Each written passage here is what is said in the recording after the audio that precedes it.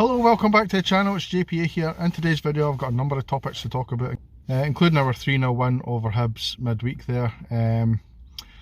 Look forward to the St Mirren game as well, and we'll talk about transfers and stuff like that. So we'll just get straight into this video. Yeah, so I've not had a chance to talk about this yet, but it was quite a good result in the end for us. Hibs 0, Rangers 3. Fantastic result away from home at a difficult venue, as I'd said in the previous video. We ended up worthy winners, to be honest with you, and I thought it could have actually been 5 or 6, and there was, I'm not going to lie, there was a couple of scares from Hibs. They did try to do things the right way. This playing it for the back is clearly not working for them, as we'll talk about for the third goal. But the first goal came from Ridvan Nistelrooy, as I call him. Yeah, Ridvan Yilmaz, fantastic. Ball through from I think it was Lundstrom, puts it just over the top of him, of the defence, and Ridvan run onto it, takes a good touch and then fires it past the keeper with his left foot. Fantastic finish for 1-0. I thought it was a bit of a surprise. It came pretty much from nothing from Cantwell just before half time. The reason I say it was a surprise, it was an absolute rocket that he just hit from the edge of the area. Beat Marshall, absolutely no problem. Fantastic finish, but it was just the kind of eerie atmosphere of obviously Hibs fans didn't really react to it because it was their stadium. Rangers fans, I didn't really hear them because there wasn't that many of them, and the commentator didn't really mention it until a couple of seconds after it had actually hit the net. So it was quite a weird one, but fantastic finish when you look back at it. Great goal for Cantwell, and it was 2-0 at half time. There was a couple of penalty claims just before I go to the second half. Actually, in the first half, Hibs probably could have had one. I think it might have been harsh, and it was one of these other instances where it was, I think it was a free kick, and the ref had already blown the whistle anyway, so it wouldn't have counted. But the referee and VAR decided to do the right thing and actually tell us what was happening straight away, so we knew straight away that it wasn't going to be a penalty, unlike other certain games I can think of where we were left in the dark until 30 minutes later. But yeah, they had that claim, and Rangers had a claim with a foul on Fabio Silva. Now for me this would have been really soft. I think it's more of a coming together. I can't remember the guy's name. The Hibs defender fell onto Fabio's legs, caused him to go down. I think anywhere in the park it might have been given as a foul, but to get a penalty for that, it really has to be more of a stonewaller for me, and I don't think it was a penalty. I have seen people say that it was. For me, it's no. It's just a coming together, albeit a clumsy tackle for the Hibs player in the box. Could have been given, but it wasn't, and I'm no too fussed about it. Into the second half then, it was Hibs actually started the stronger team in the opening 10 minutes of the first half. Created a couple of opportunities, probably should have taken at least one of them, but then we started to regroup and control the game again, and it was actually Dessers that got his 11th goal of the season and our third. Fantastic finish, and as I said, playing it for the back. Hibs try to be clever. Their defender passed it to Marshall. Marshall tries to play it out, and it ends up at the feet of Matondo. Matondo drives forward, passes it into Dessers, who's already waiting in the box, clearly onside, and he takes it, I think, 1 or 2 touches, and it looks like he's gone away for goal. And the defenders and the goalkeeper not even watching what he's doing with his feet, and he passes it in at the bottom of the opposite corner of the net. Fantastic finish, really clever play from Dessers. I actually thought it was really poor defended by Hibs, if I'm honest with you. Goalkeeper's clearly not looking at the ball, looking at what's happening. He's looking at Dessers running the other way, and he's no track to flight the ball at all. So a great finish from Dessers, and I'm delighted for him because he's been under a lot of scrutiny lately, myself included. But say for most of this season I have actually backed Dessers to come good. I think there is a player in there. He needs confidence.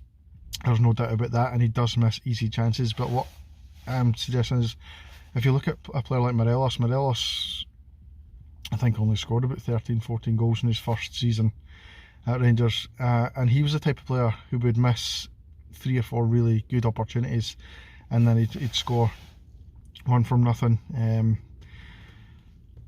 I think that's the type of player we've got. I made this point in the WhatsApp group as well, that you tend to get two types of strikers, maybe even three if you include like a target man type of player, but there are two types of goal scorers. There's the Boyd and McCoy's type, who they're just clinical, but they might not be in the game for 90 minutes and suddenly they'll pop up a goal at the end.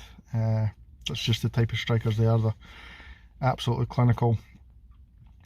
Or you get this type of player like Dessers, Morelos, etc., who will take 4 or 5 good chances to score, but they will eventually score. And it's just the type of striker we've got. He's not going to be a 20-30 goal striker a season, but I think he's doing not too bad, and I think we have to kind of cut him a wee bit of slack in that area. We did have another controversial moment. Lawrence, who had come on as a sub, appeared to put the ball in the net. It was given offside. VAR's looked at it. If you look at the line that VAR have put up, it's an absolute joke. Now I know Easter Road's on a bit of a slope, or it used to be. The pitch was a bit slanted, but that's gone up and down the way and not across the way, which doesn't make sense to me why this wasn't given. The line looks completely squint if you look at it in correlation to the edge of the box. It looks to me as if Lawrence is onside. It is a tight one, I'll give them that. It looks really tight, but to give offside for that one, VAR have got the opportunity to look at it and put lines in place, and they still get it wrong. I think it's a bit disappointing. But anyway, there's no point in moaning about the referee. I think he had a reasonably good game. Apart from, I think he maybe should have booked a couple of Hibs players who went in quite hard on Cantwell just before half time, just before he actually scored that goal. Probably should have booked him for that. But yeah, delighted with the win. Puts us in good contention now to maybe catch Celtic. I'm not going to say we're going to win the league or anything like that, but it gives us a huge platform to go and close the points gap down. We'll happily and we'll take that. Next thing I need to talk about is St Mirren game, which is 12:30 tomorrow. It'll be on Sky Sports.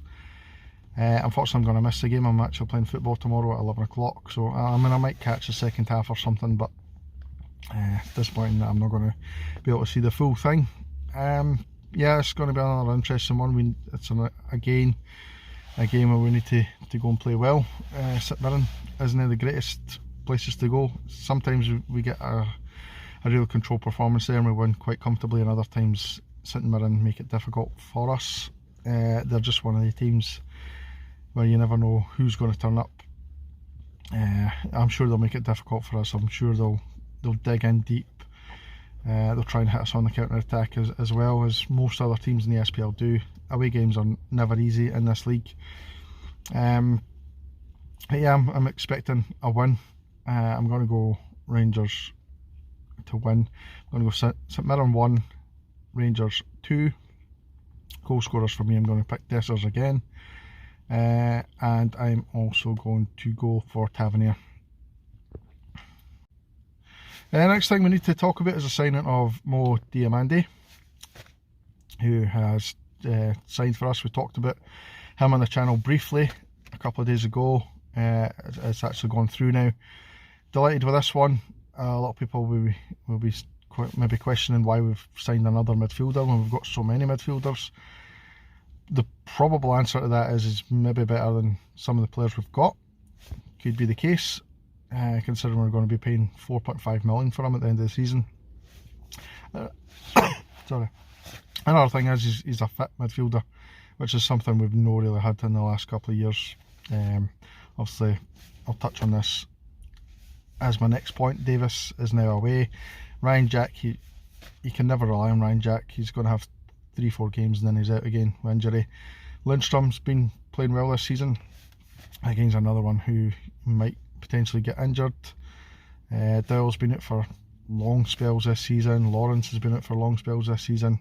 And last, we didn't have enough fit midfielders in my opinion, so having another one in there makes complete sense to me. Yes, we need a striker in, and if thoughts or reports are meant to be believed, we might need a replacement left back for Yilmaz if he decides to go to Turkey. He's had a couple of bids in, I think Galatasaray is one of them, so it'll be interesting to see how that ends up in the next couple of days with the transfer window closing soon.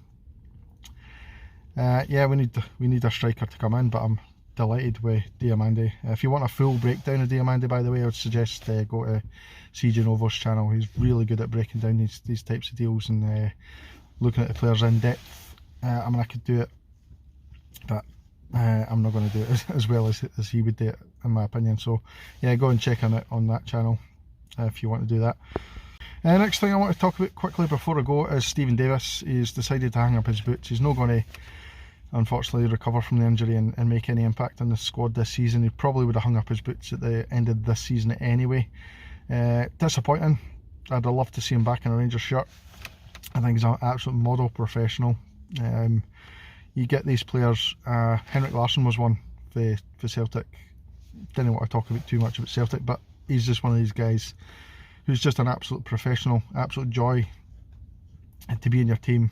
And he doesn't do anything wrong. He doesn't go out to nightclubs. He's not on social media or anything like that. He probably is on social media, but he's no, do you know what I mean? He's no like posting silly things on social media and get himself in trouble that way. He's just model professional, comes in to work every day, smile on his face, and he's got to live his dream. Rangers fan, growing up, he's got to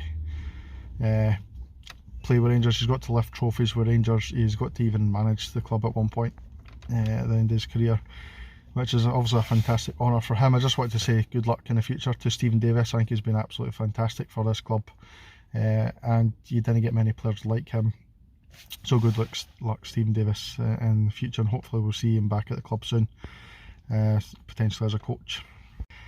So yeah, I'm just going to wrap the video up there, guys. I didn't actually expect it to be this long. I could talk all day about Rangers and stuff, particularly about Stephen Davis and how good a player he was. But yeah, I'm going to wrap it up there. Thank you very much for watching, and I'll see you in the next video. Cheers.